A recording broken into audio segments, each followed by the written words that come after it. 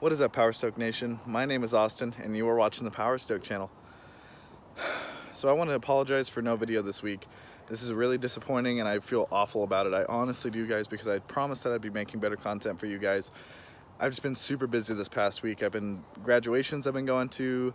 This last weekend was CR and I's 2.5-year anniversary, and that was amazing. It's just been super busy, and I did not want to leave you guys without a video. So I'm really trying here. It's dark out, it's 9 o'clock.